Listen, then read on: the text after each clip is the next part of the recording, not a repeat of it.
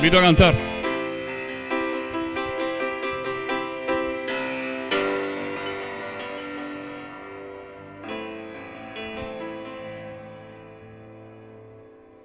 Salvo soy, mi alegría está en tu amor. Hoy te canto porque tú me hiciste libre en esa cruz. Te exaltaré, día y noche adoraré, porque libre soy en ti. Eres todo mi vivir.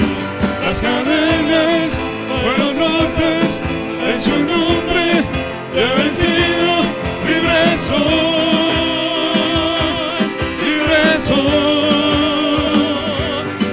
Me hiciste libre, ya puedo danzar, me hiciste libre, por tu gran amor, me hiciste libre, ya puedo gritar que libre soy. Me hiciste libre, ya puedo danzar, me hiciste libre, por tu gran amor, me hiciste libre, ya puedo gritar que libre soy. Salvo soy, mi alegría está en tu amor. Hoy te canto porque tú me hiciste libre en una cruz. Te exaltaré, día y noche adoraré, porque libre soy en ti. Eres todo mi vivir. Las cadenas fueron rotas en tu nombre, te he vencido, libre soy, libre soy. Me hiciste libre, ya puedo danzar, me hiciste libre, por tu gran amor, me hiciste libre, ya puedo gritar que libre soy. Libre soy, libre soy, libre soy, libre soy, libre soy, libre soy, libre soy,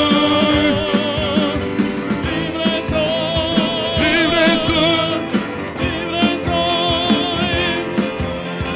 libre soy, libre soy. Por eso es que decimos al Señor, el que calma la tormenta y camina sobre el mar, el que sostiene el cielo y tierra, de mí también puede cuidar. Su nombre majestuoso es, nadie es como Él, nadie es como Él.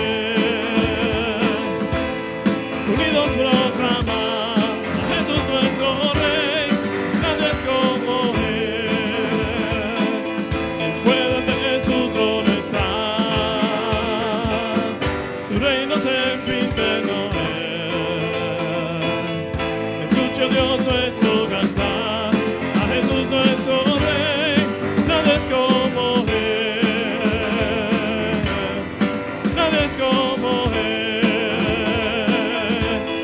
Unidos proclaman a Jesús nuestro Rey, nadie es como Él. Majestuoso su nombre es, majestuoso su nombre es, majestuoso su nombre es en toda la tierra. Majestuoso su nombre es, majestuoso su nombre es, majestuoso su nombre es en toda la tierra.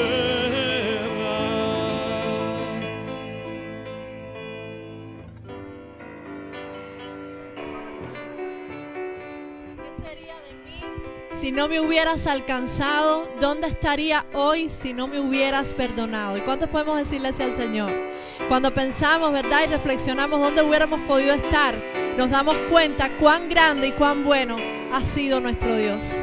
Así que te invito a cantar con el corazón en esta mañana. Amén.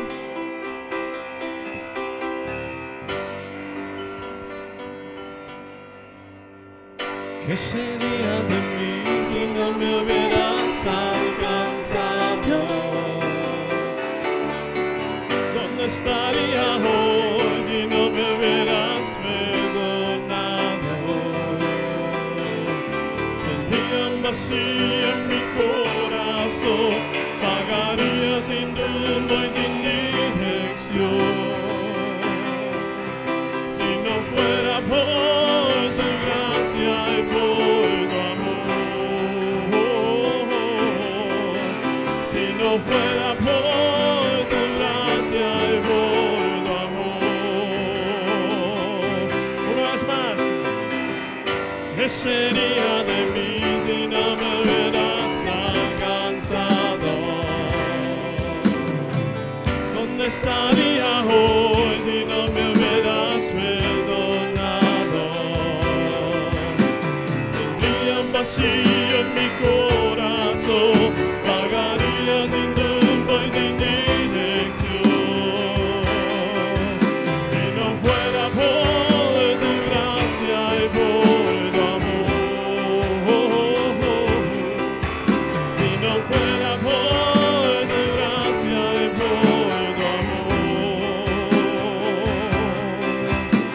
sería como un pájaro herido que se muere en el suelo. Sería como un ciervo que rama por agua del desierto. Si no fuera por tu gracia y por tu amor,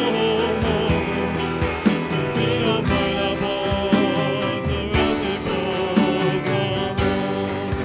Por eso decimos que me fue dar perdón solo de Jesús la sangre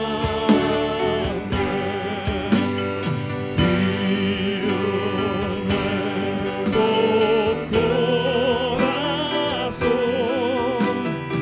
Solo de Jesús la sangre,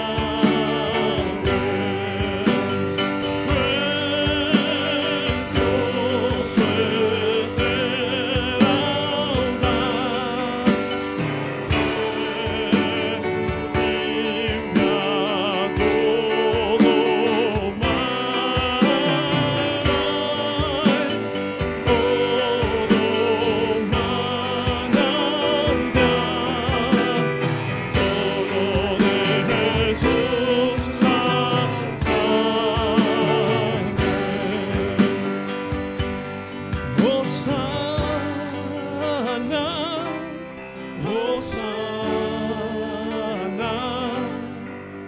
Hosana en las alturas.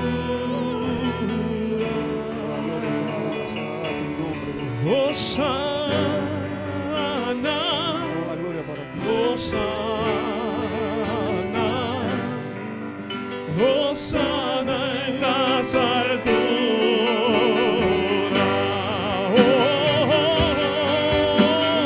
Precioso es el laudar que limpia todo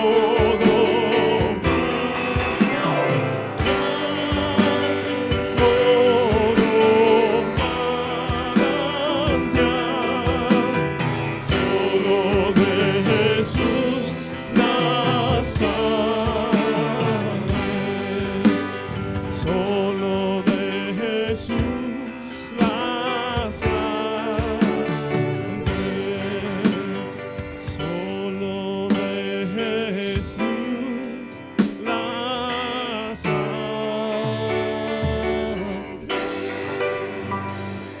Gracias por tu sangre, Dios. Gracias porque ella nos limpió, nos redimió de nuestro pecado. Gracias porque en ti Dios mío, tenemos vida y vida eterna, Señor. Gracias por aquel sacrificio en la cruz del Calvario y por tu resurrección al tercer día de los muertos para darnos victoria y victoria eterna, Señor. Te bendecimos en esta mañana, te damos gracias por tu presencia, por la manera en que nos ministras con tu paz, Señor. Y te pedimos, Dios mío, que tú recibas toda la gloria y todo el honor y todo el reconocimiento en esta mañana, porque a eso hemos venido a este lugar. Te bendecimos y te damos gracias y te decimos que te amamos. En el nombre de Jesús. Amén. Amén. Amén. Hermanos, pueden sentarse y seguidamente también vamos a continuar alabando a nuestro Dios con el himno Porque Él Vive. ¿Y cuántos conocen este himno, verdad? De la vieja guardia que dice porque Él vive, porque Él vive, triunfaré.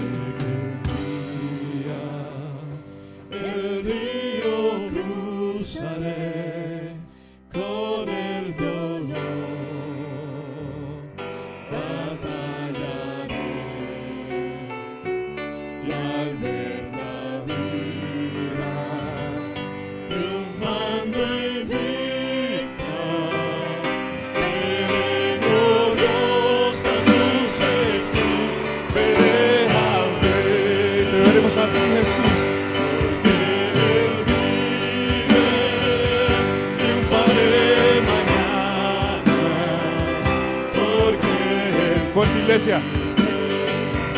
Ya no hay temor, porque yo sé el futuro es suyo. La vida vale más y más, solo morir. La vida vale más y más, solo morir.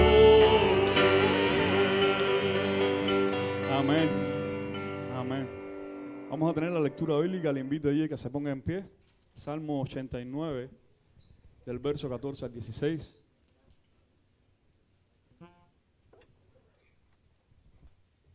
La tenemos alternada y todos juntos leemos el 16. Dice, justicia y juicio son el cimiento de tu trono, misericordia y verdad va delante de tu rostro. Bienaventurado el pueblo que sabe aclamarte, andará, oh Jehová, a la luz de tu rostro. En tu nombre se alegrará todo el día y en tu justicia será enaltecido. Repetimos el 16 todos juntos nuevamente. En tu nombre se alegrará todo el día y en tu justicia será enaltecido. Padre, gracias porque tuviste a bien un día, Señor, orar este maravilloso plan de salvación, Señor, y acreditarnos en Cristo tu justicia, Señor. Si somos salvos, si aún podemos estar delante de tu presencia, si podemos cantarte, aclamar tu nombre, ha sido por la justicia de Cristo a nuestro favor, acreditada en favor nuestro, Dios. Nosotros somos nada. Por nuestra propia justicia, lo que merecemos es muerte, Dios.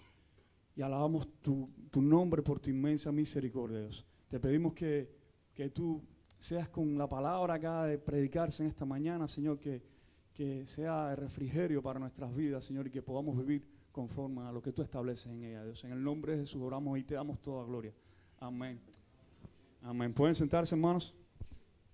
Y creo que por ahí tienen una reflexión preparada los muchachos del audio, porque tenemos una sorpresa hoy.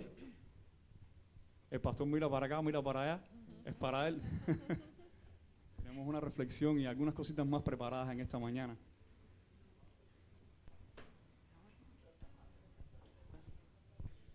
Los zapatos del pastor, son carmelitas, no.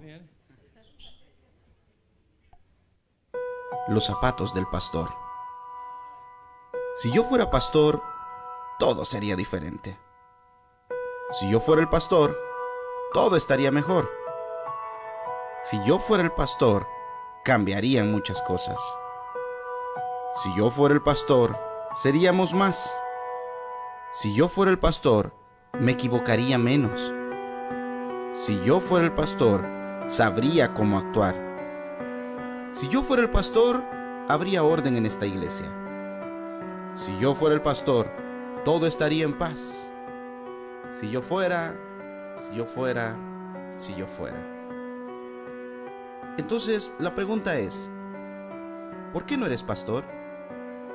Quizás porque a Dios no le sirven los más aptos o los más capacitados, sino aquellos que con un corazón humilde le ruegan, heme aquí, envíame a mí. Los zapatos del pastor a distancia se observan atractivos, por eso muchos los quieren traer. Sin embargo, cuando te toca ponértelos, te darás cuenta que ser un pastor no solo es ostentar el título, sino que implica además ser un servidor genuino de Dios y de la gente. Significa estar preparado para servir en todo tiempo y en todo lugar, estar listo para correr la milla extra, decidido a dar más que recibir, a dar la vida por lo que haces, a esforzarte más que los demás, a llorar y a disfrutar, dispuesto a aceptar críticas sin renunciar, a conciliar y no juzgar. Muchos quieren los zapatos del pastor, pero pocos están dispuestos a pagar su precio. El valor de estos zapatos no está en su brillo ni en su esplendor, sino en su desgaste y su color. La próxima vez que se los veas, te invito a valorarlos. Quizás no sean de tu agrado, pero hay alguien que pagó un alto precio, porque sabe que serán de utilidad para ti. Los zapatos del pastor. Queremos así de esta manera. ¿Tenemos a Yane por ahí? ¿Yane no está? Bueno, también tenemos un regalito que quiere hacer a la iglesia al pastor.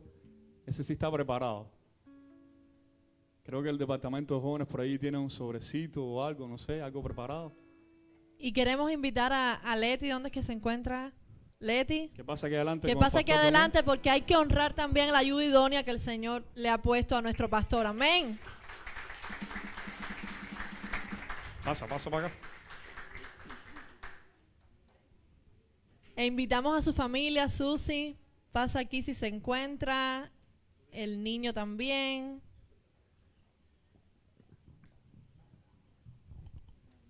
Y bueno, en nombre de la iglesia, de toda la iglesia, queremos reconocer la labor delante de Dios y también delante de los hombres de nuestro pastor acá en la iglesia. Dice que es bueno dar honra a quien la merece, ¿verdad? Amén. Y de esta manera también queremos homenajear a nuestro pastor y a su familia que constantemente nos están sirviendo, no solo en la iglesia, nos sirven en general, durante toda la semana también. El pastor en cualquier momento sabemos que podemos llegar ahí y tocar a su puerta y él va a estar ahí dispuesto a recibirnos y ayudarnos cualquiera que sea nuestra necesidad. Amén. Le pido ahí a mi hijo, tiene un sobre para él, o sea, en nombre de toda la iglesia, un pequeño regalo.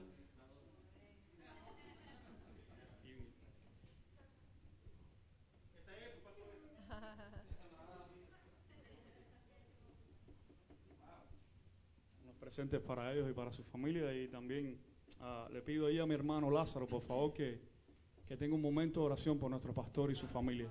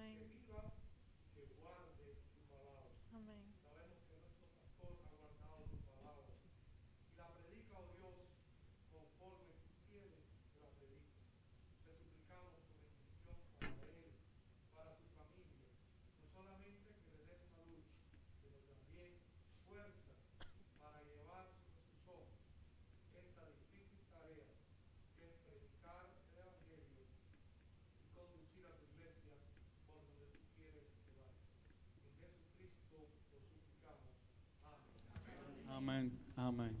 Gracias, mis hermanos, gracias por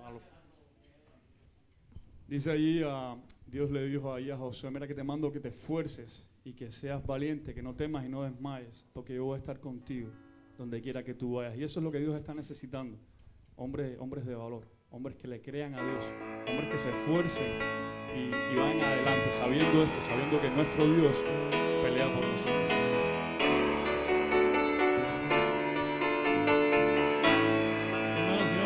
Esta canción que te dice: ¿quién irá en los caminos, tomando temores y siglos, hermanos de amor para la humanidad? ¿Quién irá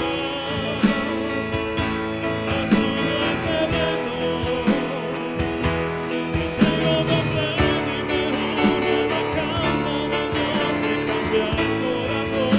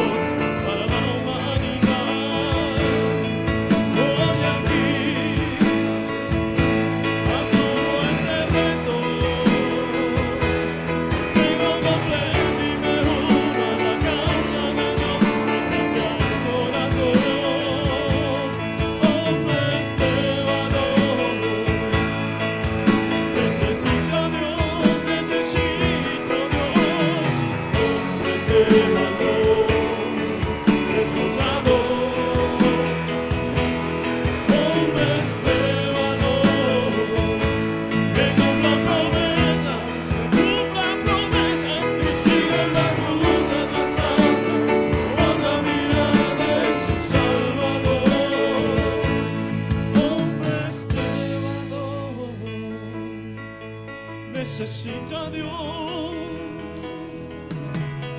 hombres de valor, esforzados, hombres de valor, que cumplan promesas, que sigan la ruta trazada con la mirada en su Salvador. Amén, ¿verdad? Y el pueblo de Dios dice amén. Por eso queremos seguir alabando al Señor por medio de este cántico. Pido que unas conmigo, poniéndote de pie y diciéndole al Señor: quiero levantar a ti mis manos, maravilloso Jesús, milagroso Señor, que en este lugar de tu presencia haces sentir tu poder a los que estamos aquí. Creo en ti, Jesús, que tocarás en mí.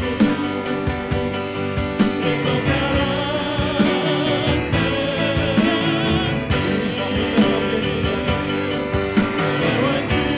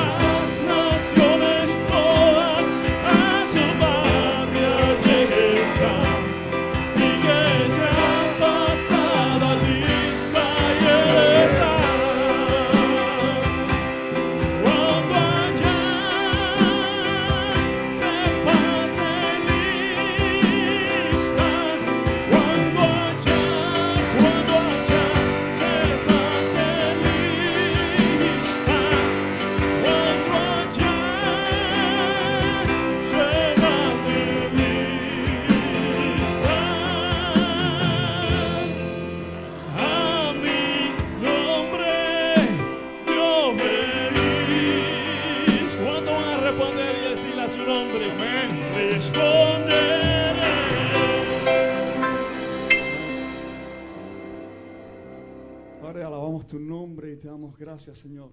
Y reconocemos, Señor, que no hay Dios más alto, no hay Dios más grande, no hay Dios más fuerte que tú, Señor.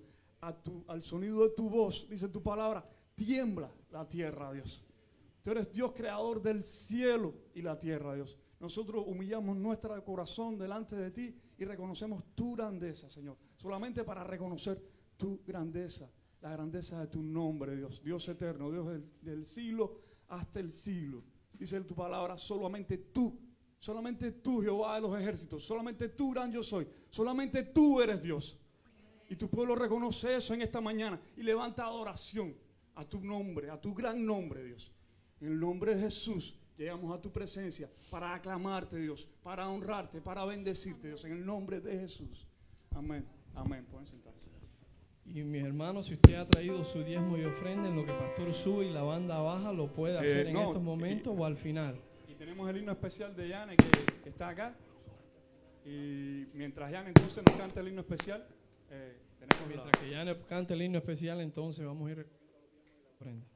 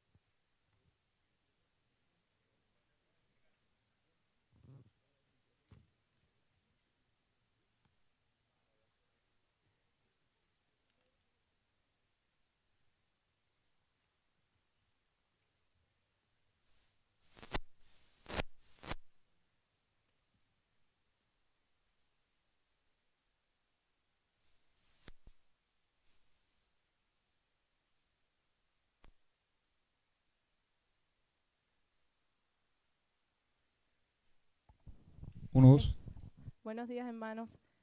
Esta canción va dedicada a nuestro pastor, a nuestro querido pastor, y así se llama el título de la canción, Querido Pastor.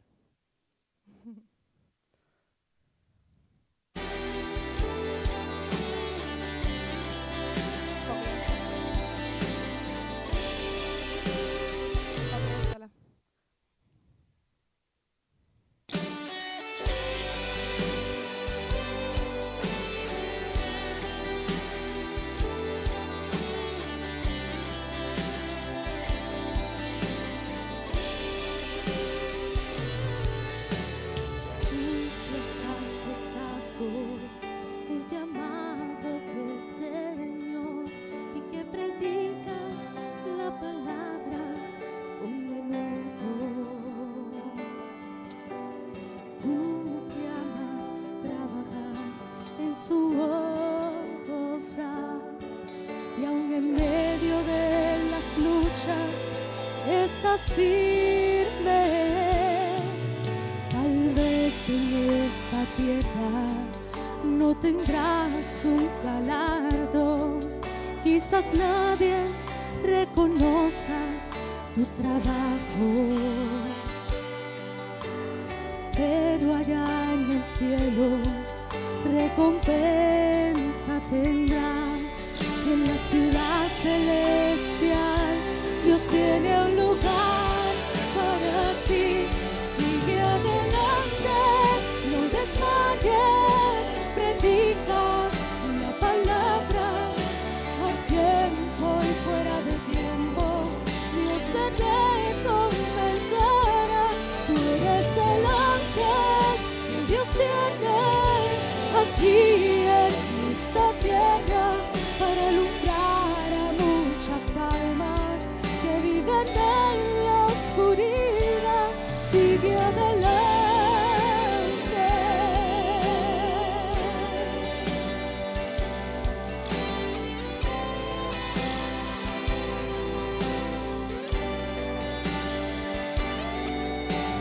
Porque Dios ha puesto en ti su mismo corazón.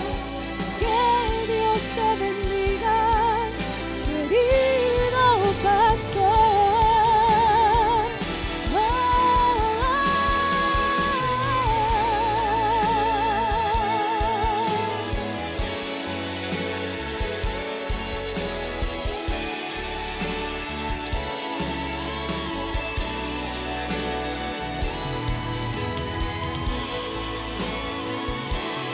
Sigue adelante, no desmayes, predica la palabra a tiempo y fuera de tiempo. Dios te recompensará. Tú eres el ángel que Dios tiene aquí en esta tierra para alumbrar a muchas almas que viven en la oscuridad. Sigue adelante.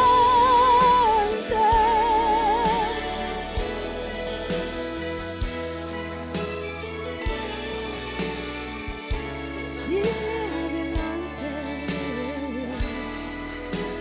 Sigue adelante.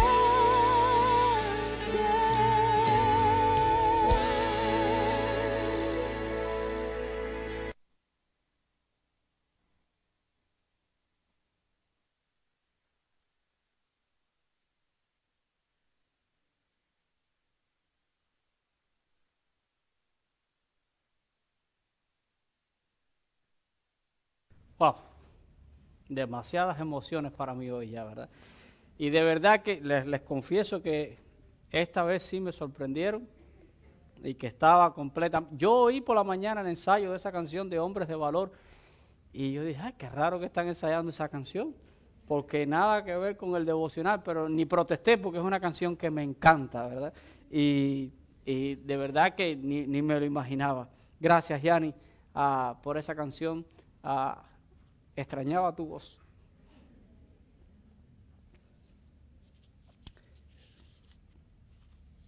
Créanme que a mí los zapatos también me quedan grandes.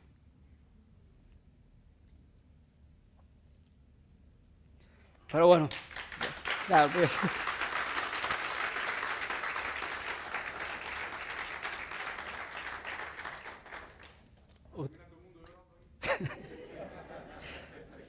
Van a acabar conmigo. Vamos a la palabra, que es lo que venimos a hacer acá, ¿verdad? Pero gracias de todo corazón. Hacemos todo esto juntos siempre. Y hoy, pues voy a continuar. Vamos a continuar con nuestra serie acerca de los valores cristianos. Pretendo terminarla el próximo domingo, ¿verdad? Y hoy voy a hablar con ustedes algo interesante. Hoy vamos a hablar acerca de la justicia. Y me gustaría leer nuevamente en el libro de los Salmos, allí el capítulo 89, los versículos 14 al 16. Dice la palabra de Dios: justicia y juicio son el cimiento de su trono, misericordia y verdad van delante de su rostro. Bienaventurado el pueblo que sabe que sabe aclamarle, andará, oh Jehová, a la luz de tu rostro. En tu nombre se alegra todo el día y en tu justicia será enaltecido. Y miren que los cristianos valoramos la justicia porque la palabra dice que nosotros servimos a un Dios cuyo trono está cimentado en juicio y en justicia. O sea, Él es la equidad más grande y más perfecta que podemos conocer. Sin embargo, la justicia es un tema que ahora mismo está en el centro también de la polémica, ¿verdad? Es un tema de actualidad y nosotros como cristianos estamos en medio de todo este debate que hay acerca de la justicia.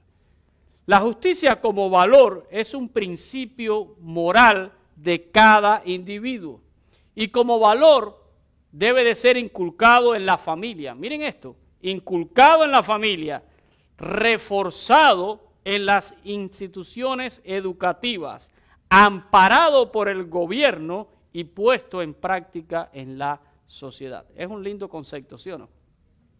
Es un concepto bonito. Suena hermoso, ¿verdad? Pero en la realidad hay preguntas que no se responden aquí. Y hay preguntas como esta. ¿Cuál es entonces la autoridad detrás de la justicia? ¿Cuál es la fuente y el origen de la justicia? Y para nosotros los cristianos la respuesta se reduce a una sola persona, ¿verdad? Dios. Dios es la fuente y Dios es la autoridad y en Él radica toda la justicia y toda la equidad.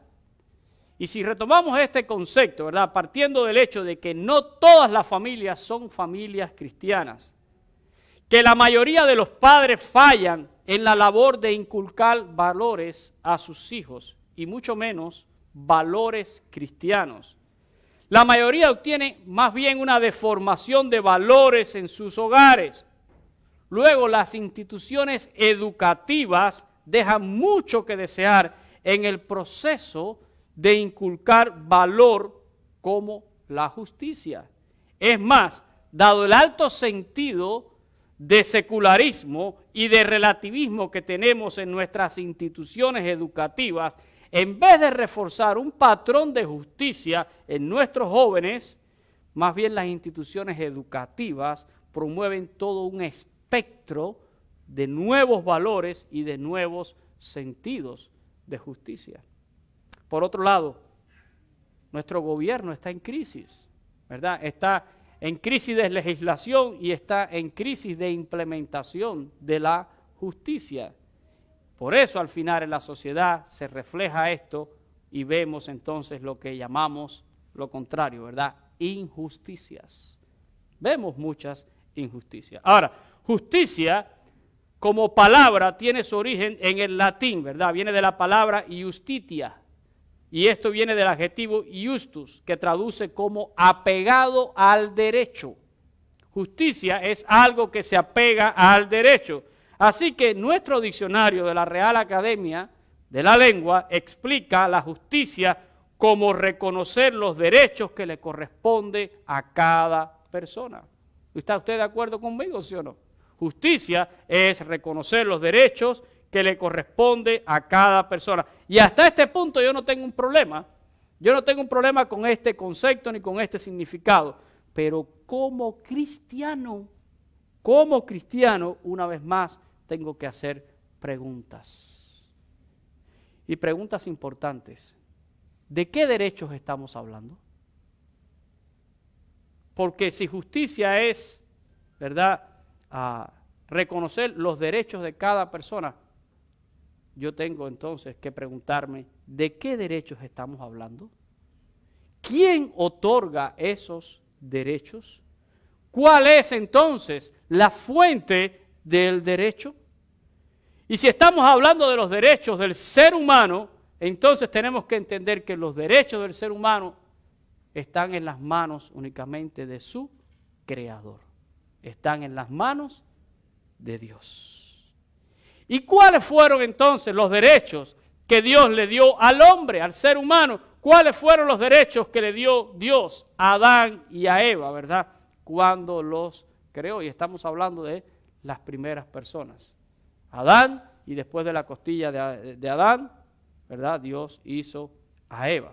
Bueno, pues en primer lugar, Dios le dio el derecho de existir, el derecho de ser seres vivos, derechos que muchos hoy quieren quitarle a millones de niños que no llegan a nacer por ser abortados. Así que el primer derecho que Dios le ha dado al hombre es el derecho de la vida, si vamos a hablar de justicia, ¿verdad? Además, Dios le dio a Adán y a Eva el derecho de señorear sobre el resto de la creación. Es un derecho de mayordomía, porque el hombre debería de cuidar del resto de la creación. Dios les dio el derecho de disfrutar y de comer todo lo que había creado. Génesis capítulo 1, versículos 29 y 30. Miren lo que dice la palabra de Dios. Y dijo Dios, he aquí os he dado toda planta que da semilla, que está sobre la tierra, y todo árbol, en que hay fruto y que da semilla, os será para comer. Verso 30. Y a toda bestia de la tierra, y a todas las aves de los cielos, y a todo lo que se arrastra sobre la tierra, en que hay vida, toda planta verde les será para comer. Y fue así. Así que Dios le ha dado todos esos derechos, ¿verdad? A Adán y a Eva por creación, allí cuando lo hizo. Sin embargo, yo quiero notar que el derecho tiene límites, no es un derecho ilimitado, ¿verdad? Dios nunca le dio al hombre un derecho ilimitado. En Génesis capítulo 2, versículos 16 y 17, dice, y mandó Jehová Dios al hombre diciendo, de todo árbol del huerto podrás comer. Y en el 17 dijo, mas del árbol de la ciencia, del bien y del mal, no comerás, porque el día que de él comieres, ciertamente morirás. Así que Dios le pone un límite al hombre. También Adán y Eva allí, ¿verdad? Tenían el derecho de vivir en la presencia de Dios, porque Dios se paseaba en el huerto. Así que Adán y Eva también gozaban de esto, ¿verdad? Una relación directa, acceso directo a Dios. Así que el hombre, en su estado inicial, gozaba de muchos derechos otorgados por su Creador, con una sola limitación.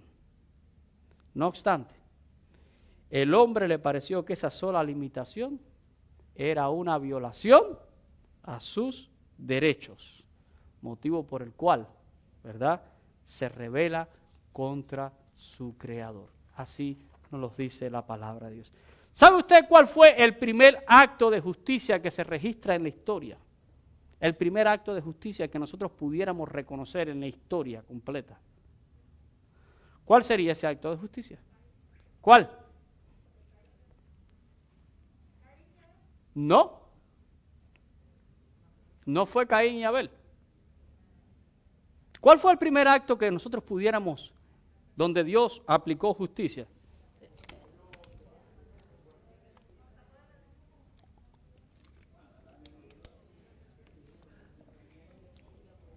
El primer acto de justicia que podemos reconocer en la historia fue sobre un personaje, ¿verdad?, que sintió en su corazón que también le habían violado sus derechos. ¿Y saben quién fue? Fue Lucifer. Lucifer, ¿verdad? Si nosotros leyéramos en la palabra de Dios, y no lo voy a hacer, le voy a poner solo la cita para los que toman nota, Ezequiel capítulo 28, versos del 13 al 17, Isaías 14, del 12 al 15, usted va a ver allí, ¿verdad?, cómo se describe esta caída de Satanás.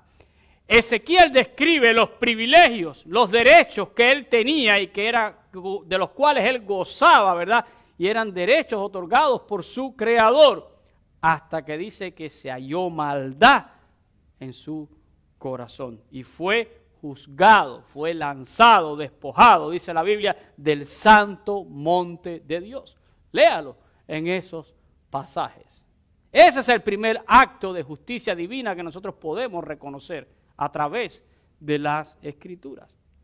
Luego, después de esta caída, ¿verdad?, Satanás hace lo mismo con Adán y Eva. Hizo que pensaran que le estaban violando sus derechos. ¿Por qué?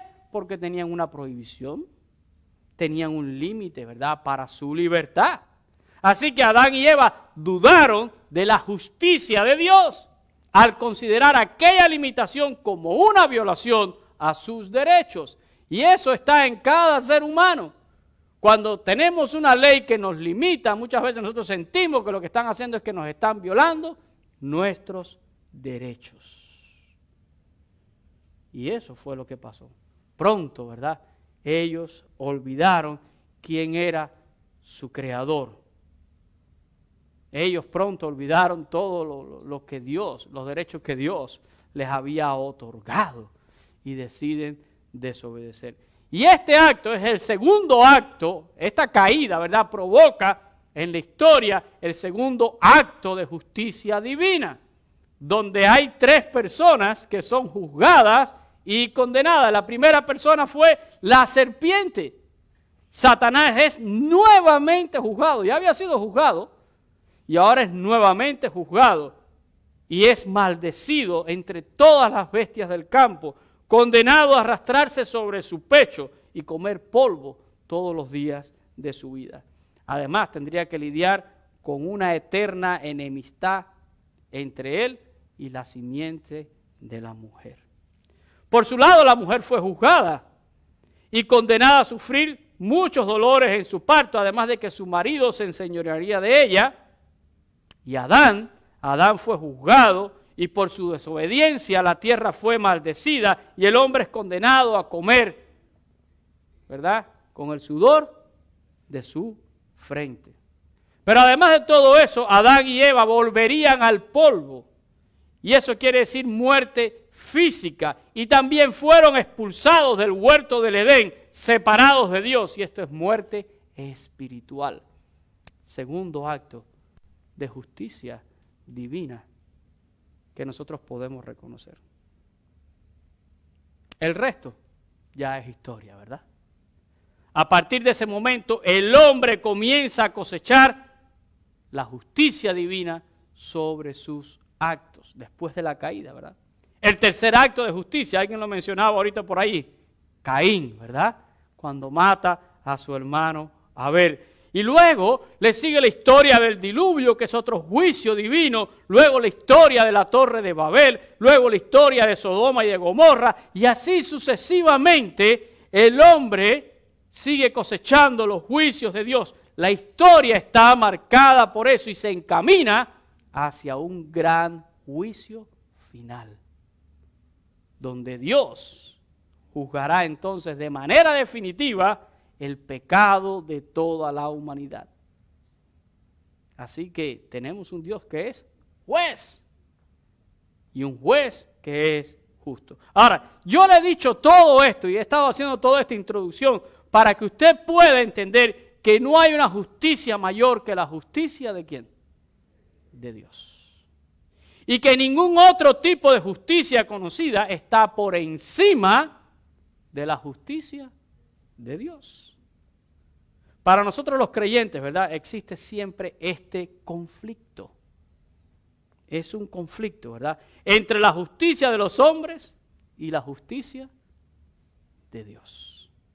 Vivimos bajo un gobierno humano que tiene leyes y aplica justicia, pero también vivimos bajo el Señor y su justicia que está por encima de toda justicia humana. Así que, hermanos, no nos extrañamos de que cada rato encontramos leyes humanas para aplicar justicia, pero que se oponen a las leyes de Dios. Y son un claro desafío. Son un claro desafío a la justicia de Dios. ¿Por qué? Porque intentan justificar lo que Dios condena y a veces condenan lo que Dios aprueba. Tenemos este conflicto, ¿verdad? El creyente vive en esta tensión entre la justicia del hombre y la justicia de Dios. Es un conflicto ético. Es un conflicto ético donde yo nunca puedo olvidar que la justicia de Dios es mayor y es más sublime y es la justicia que es inerrante, o sea, que no se equivoca. Por un lado, nos sometemos, ¿verdad?, a toda autoridad que ha sido permitida por Dios y cumplimos las leyes. Eso lo dice la palabra de Dios. Lo hacemos.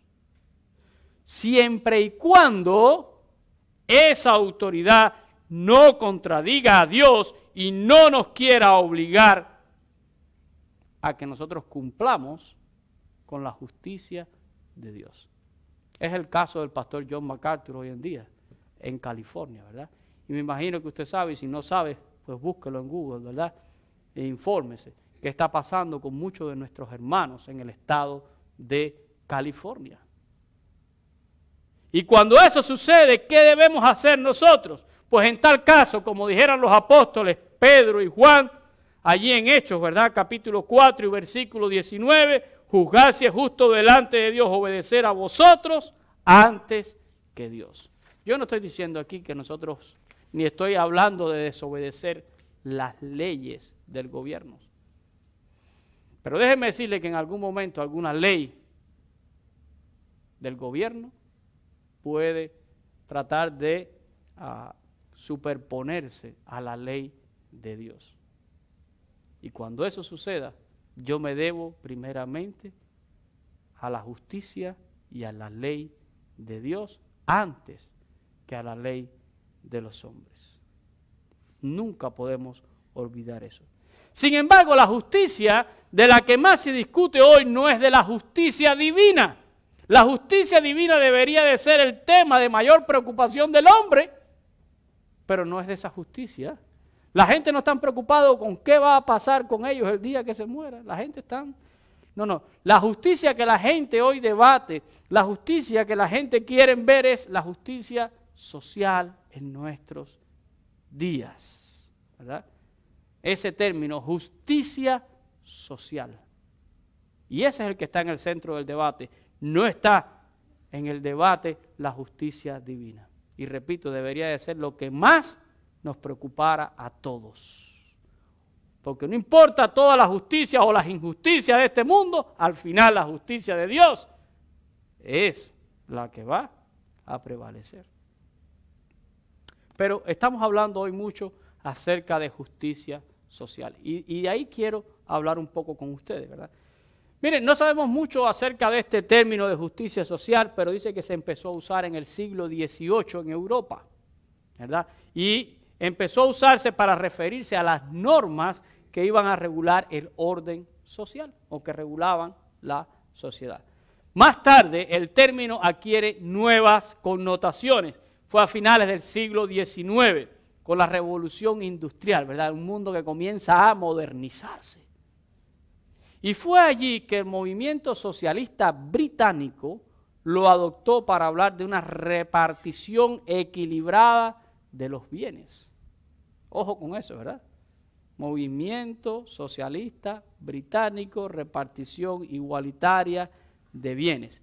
Luego, en el 1919, después de la Primera Guerra Mundial, la Organización Mundial del Trabajo, porque existe, ¿verdad?, incorporó en su constitución un artículo que establecía lo siguiente: una paz permanente solo será posible si está basada en la justicia social. Solo puede existir una paz permanente si tuviéramos justicia social. Por último, en el año 2007, la ONU estableció el 20 de febrero en el calendario como el Día Mundial de la Justicia Social. Así que es un tema del cual se habla mucho. Ahora, yo no soy un experto en el campo de las leyes y en el campo de la justicia, pero sé algo. Todo lo que tiene que ver con justicia y leyes tiene tres enfoques fundamentales. Lo que se llama la justicia distributiva, la justicia restaurativa y la justicia procesal. Voy a explicar qué cosa es. Y me gustaría ver estos tres enfoques a la luz de la Escritura, para que podamos ver si de alguna manera, ¿verdad?, los creyentes podemos enfocar esto a través de la Biblia. Y les advierto desde ahora, ¿verdad?, de antemano les digo que sí, que estos tres enfoques los podemos ver en la palabra de Dios. ¿Qué cosa es la justicia distributiva? Bueno, es la que juzga la distribución, dice, de la riqueza y de los recursos. Y eso nos importa a todos, ¿verdad? Esta justicia se observa y se aplica generalmente bajo dos principios. Y preste atención. Primero, hablamos del principio de equidad. El principio de equidad es el que establece que cada cual debe de recibir de acuerdo a su esfuerzo, observando algunas excepciones. Y el principio de igualdad que establece que todo el mundo tiene que recibir la misma cantidad sin excepciones.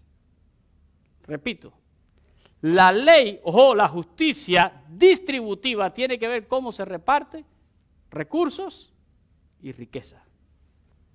Y se aplica bajo dos principios generalmente. Principio de equidad, que dice cada cual tiene por lo que se esfuerza. Y hay excepciones. Y principio de igualdad, que dice todo el mundo tiene que tener lo mismo sin excepciones. Y es interesante. Y la pregunta es, ¿cuál de estos dos principios se apega más a lo que dice la palabra de Dios? Porque como creyente yo estoy, ¿verdad?, obligado a mirar todo a través de la palabra de Dios. Déjenme decirle que en la palabra de Dios hay justicia de igualdad y hay justicia de equidad. Yo tengo que aprender a mirar las dos cosas. Es innegable que Dios quiere que sus hijos tengan un alto sentido de la justicia. Y esto está muy vinculado al amor y a la misericordia, ¿verdad? La Escritura quiere que seamos amorosos, misericordiosos y dadivosos con aquellos que no tienen. ¿Sí o no? Sí, la palabra de Dios lo dice. El libro de los Hechos nos muestra que uno de los primeros ministerios sociales que tuvo la iglesia fue la distribución de alimentos. Y yo le doy gracias a Dios que en nuestra iglesia lo hemos podido hacer muchas veces. Ahora, este era un ministerio social y se enfocaba en personas que tenían necesidades. Y cuando usted lee en el Nuevo Testamento se va a dar cuenta que había alta prioridad para las viudas y los huérfanos, ya que se consideraban socialmente vulnerables.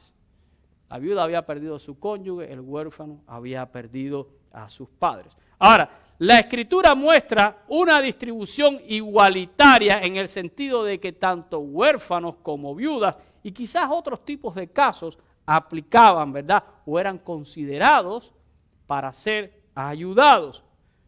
Pero era equitativa en que se le daba a cual según su necesidad. ¿Entienden?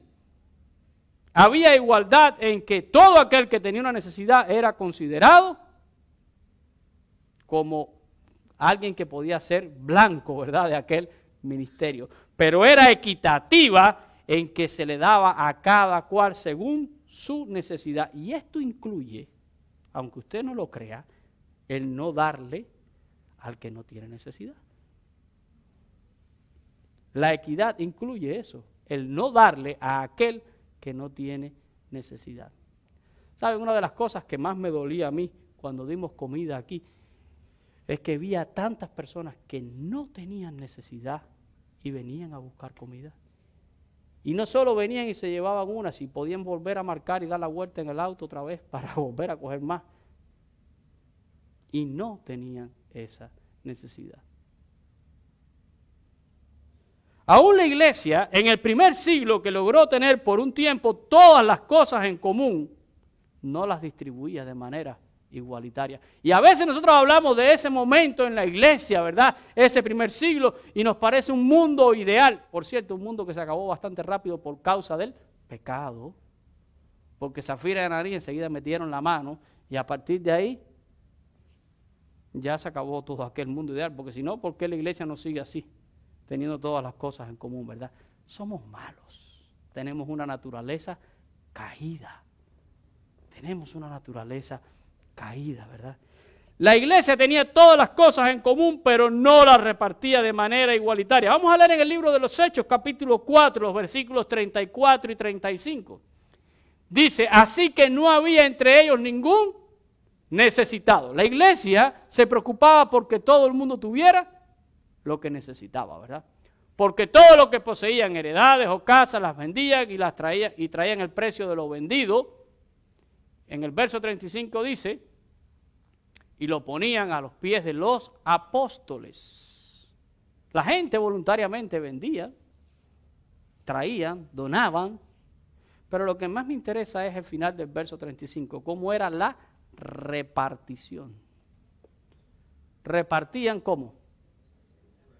A cada uno según su necesidad. A cada uno según, no repartían de manera igual. No repartían de manera igual. Pablo habla con claridad y condena la actitud del que no quiere trabajar y pretende vivir del que sí lo hace. Segunda de Tesalonicenses, capítulo 3, versículo del 10 al 13. Miren lo que dice aquí el apóstol Pablo. Dice, porque también cuando estábamos con vosotros os ordenábamos esto. Si alguno no quiere trabajar, tampoco coma. Y eso parece una palabra dura y difícil, ¿verdad? Porque oímos que algunos de entre vosotros andan desordenadamente, no trabajando en nada, sino entremetiéndose en lo ajeno. A los tales mandamos y exhortamos por nuestro Señor Jesucristo que trabajando sosegadamente coman, ¿qué cosa? Su propio pan. Y dice en el versículo 13, y vosotros hermanos, no os canséis de hacer el bien. Miren, yo no quiero sacar este texto de su contexto para convertirlo en un pretexto. No pretendo eso. Pero sí pretendo que veamos el principio que establece. No es correcto a los ojos de Dios ser un vago y tratar de vivir de los demás. Eso es un principio que enseña la palabra de Dios, ¿verdad? No es correcto.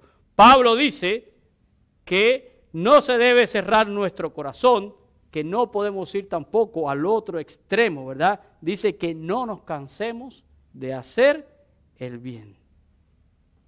No debemos hacerlo. Pero, ¿cuántos vagos tenemos, verdad, que quieren vivir de los que trabajan? Y hablamos de justicia social. Pues tenemos que ver qué dice la palabra de Dios en cuanto a eso. Porque sí, la palabra de Dios habla de todo. No hay un aspecto de la vida del ser humano que no podamos encontrar una dirección en la palabra de Dios. Miren, el patrón de justicia de Dios es igualitario en cuanto a la oportunidad. Dios nos da a todos la misma oportunidad. Todos podemos hacer las decisiones correctas y eso nos puede llevar a buenos resultados. Y déjenme decirle, eso incluye la mayor de las justicias, que es nuestra salvación. ¿Por cuántos murió Cristo en la cruz? Eso es igualitario. Cristo murió por todos en la cruz del Calvario. ¿Y por qué no todos son salvos? Porque el sacrificio de Cristo Jesús es igualdad.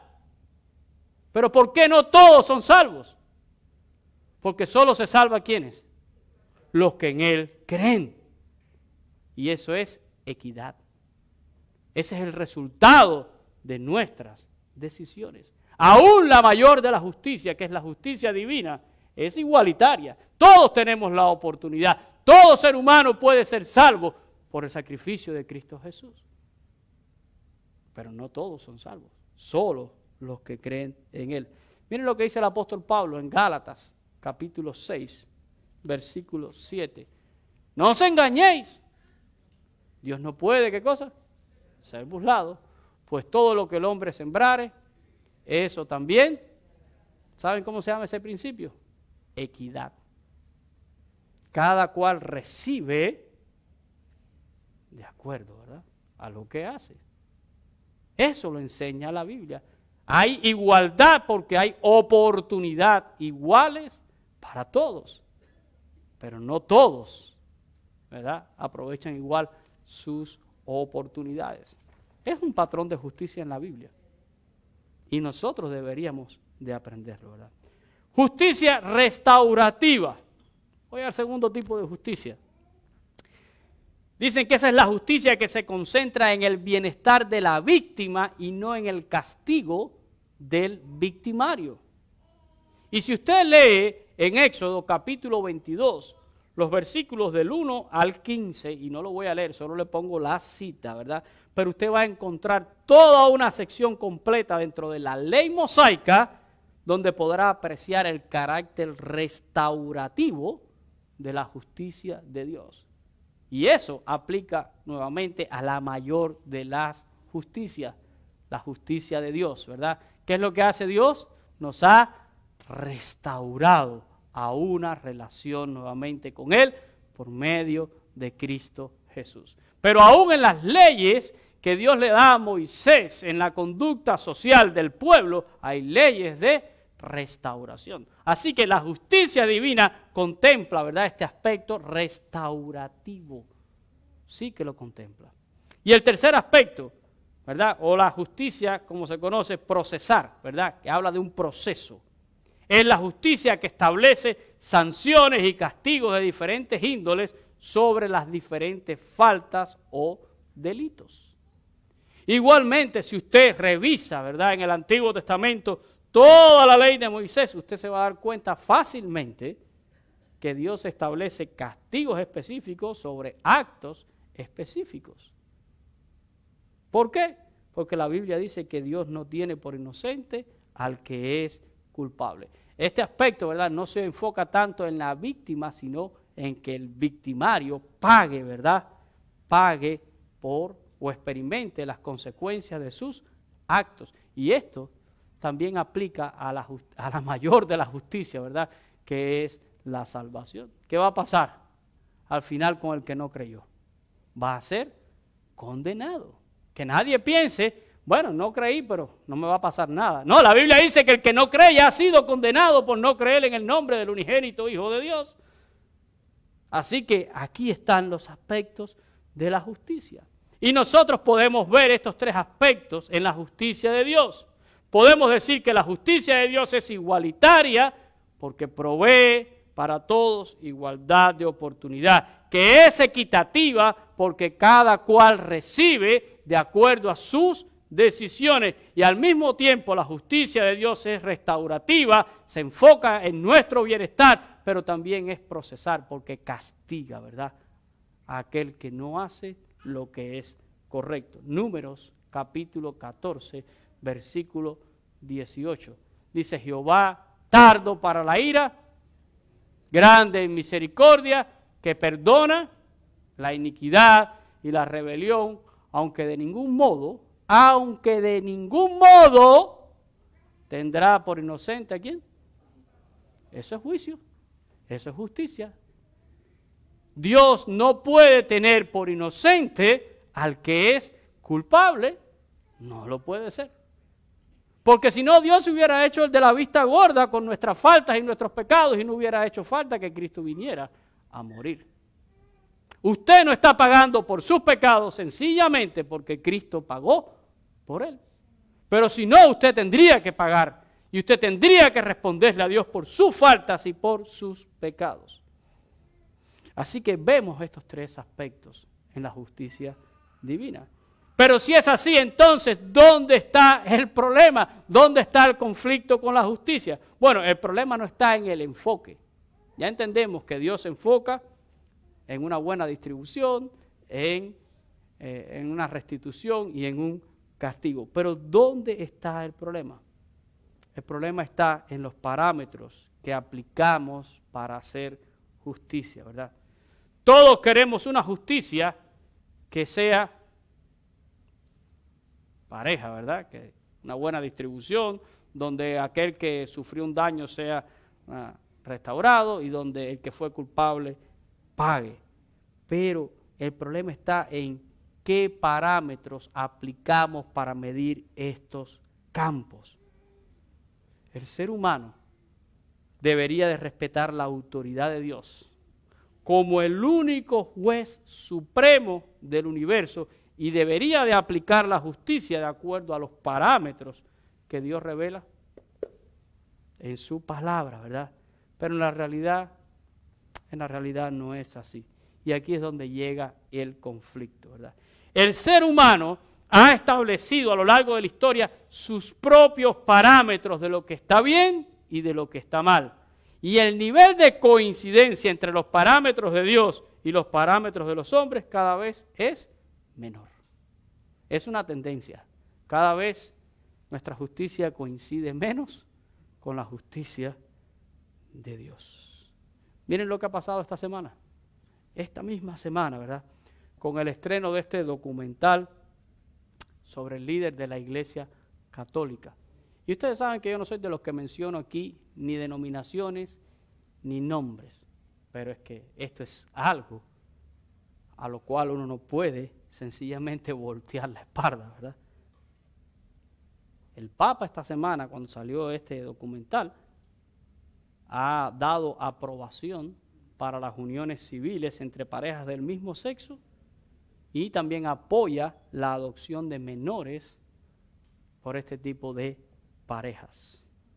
Y mucha gente han salido ya a celebrar esto como un acto de progreso y algo que aparentemente hace justicia a las personas que viven ese tipo de vida.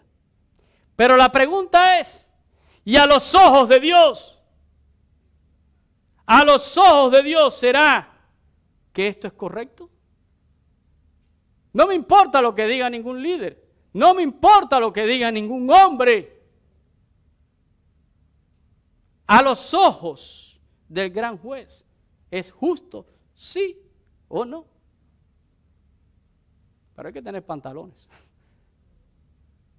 ¿Saben? Anoche mi esposo y yo nos quedamos hasta tarde viendo la película de Martín Lutero. Nos quedamos anoche compartiendo eso. Hay una película que es en blanco y negro. Y el próximo sábado se celebra, ¿verdad?, el Día de la Reforma.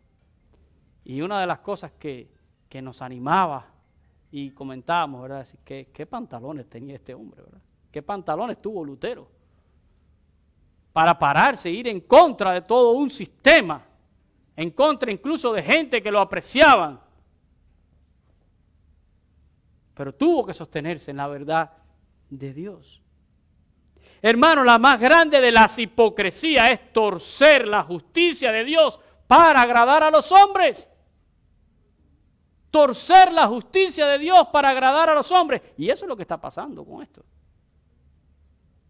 Estamos torciendo la justicia de Dios para que un sector se sienta complacido. Pero ¿será que nosotros podemos hacer eso? A Martín Lutero le preguntaban, ¿y tú estás desafiando al Papa? Y dijo, desafío a Papa, a Concilio, al que venga. Si no es lo que dice la palabra de Dios. Quiero leer con ustedes en el capítulo 8 de Job, versículo 3. Un momento donde viene uno de los amigos de Job, Bildad, que vino a consolar a Job, y más bien lo que hizo fue acusar a Job, ¿verdad? Pero plantea algo correcto, aunque después lo aplicó de una manera equivocada. Pero la pregunta de Bildad es una pregunta válida. Y yo quiero leerla en esta mañana. ¿Acaso torcerá Dios el derecho o pervertirá el Todopoderoso la justicia? ¿Será que Dios va a pervertir el derecho? ¿Que Dios va a cambiar a la justicia? ¿Que Dios va a renunciar a ser Dios para agradar a hombres? El Papa que pretende ser Dios en la tierra. Y no lo digo en son de crítica.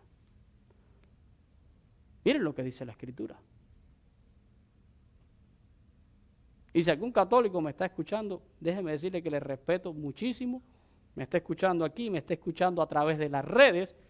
Pero deberían de cuestionar lo que dice su líder a la luz de la palabra de Dios. Como le digo a todos ustedes que pueden cuestionar lo que yo digo a la luz de la palabra de Dios. Nunca tengan miedo a confrontarme con la palabra de Dios. Y un día me puedo equivocar también.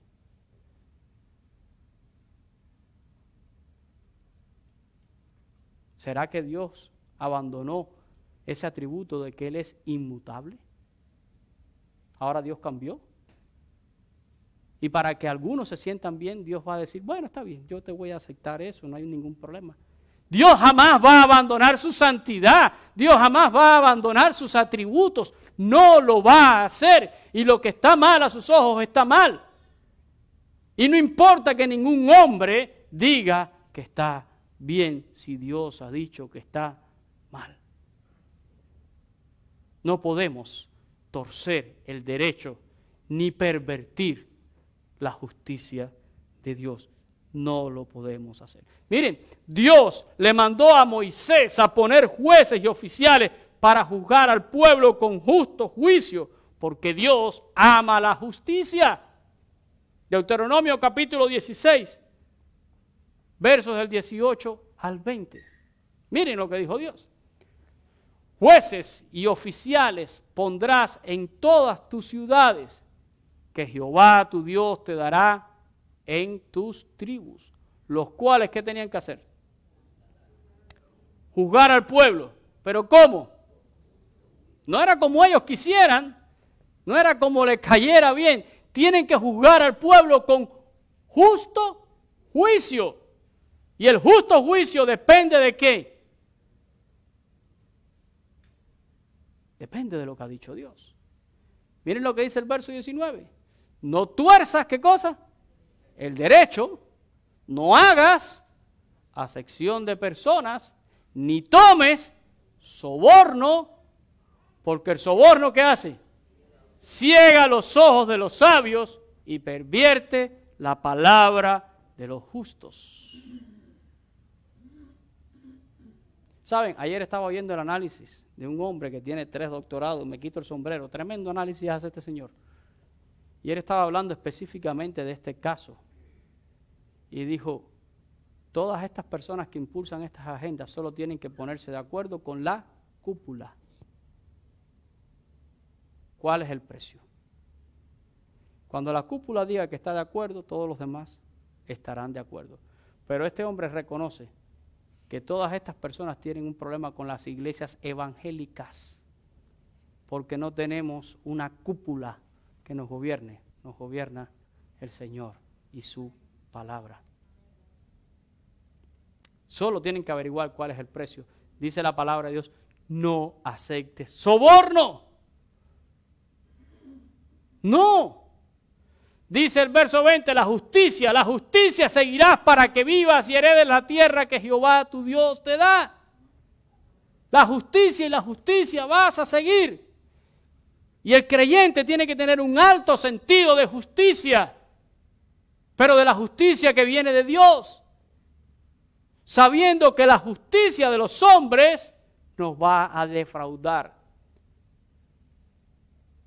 ¿Cuántas veces usted ha sentido que alguien le ha pisado sus derechos?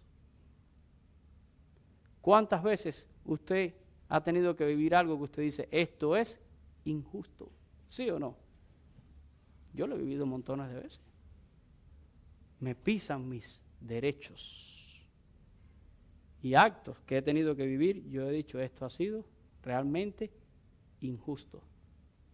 Pero no me sorprende. No me sorprende. ¿Por qué? Porque yo no espero del mundo una justicia correcta. El cristiano aprende a esperar en la justicia de ¿quién? En la justicia de Dios. Recuerde lo que dije al principio. La justicia de Dios está sobre todas las formas de justicia que nosotros podemos conocer. Y quiero terminar regalándole un verso en esta mañana, en Eclesiastés capítulo 5 y versículo 8. Y habla de esto mismo. Dice, si opresión de pobres y perversión de derecho y de justicia vieres en la provincia, no te maravilles de ello. Miren, lo que está diciendo Salomón, el hombre más sabio, que ha pisado la faz de la tierra, después del Señor Jesucristo, por supuesto. Dice Salomón, si tú ves opresión de pobres, perversión de derechos y de justicia, se lo voy a traducir a un lenguaje más popular. Si usted ve injusticias en este mundo, ¿qué dice Salomón? No te maravilles. ¿De qué te asombras? ¿De qué te asombras? ¿Qué estás esperando tú en este mundo? ¿Qué estás esperando del mundo? ¿Que el mundo te haga justicia? Por favor. Pero los cristianos, cuando nos pasan algunas de estas cosas, ¿qué es lo que decimos muchas veces? Yo dejo esto en las manos de Dios, ¿verdad? Dios es el que hace justicia. Cuando nosotros vivimos y cosechamos injusticia y perversión de derechos en este mundo, nosotros apelamos ¿a quién? A nuestro Dios. A nuestro Dios. Apelamos a nuestro Dios. ¿Por qué? Porque Él es la suprema justicia. Miren lo que dijo Salomón. No te maravilles. Dice, porque sobre el alto, ¿qué pasa? Vigila a otro más alto. Y uno más alto, y ese es Dios, está sobre ellos. Y uno más alto está sobre ellos. Y ese es mi Dios. Mi Dios, el que hace verdadera justicia. Y miren, no importa toda la justicia o la injusticia que yo pueda ver, vivir y cosechar en este mundo. Al final, la que va a determinar mi eternidad es la justicia de Dios. Y Dios es juez, pero es juez justo.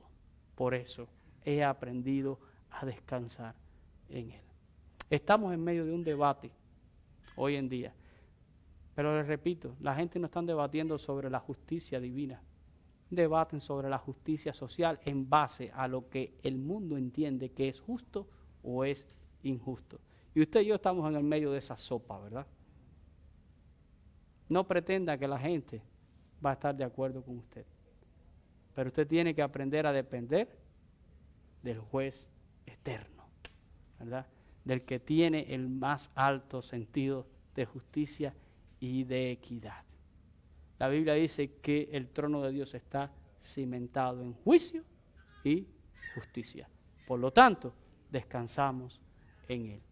Y la justicia de Dios es un valor en mi vida y lo voy a defender siempre.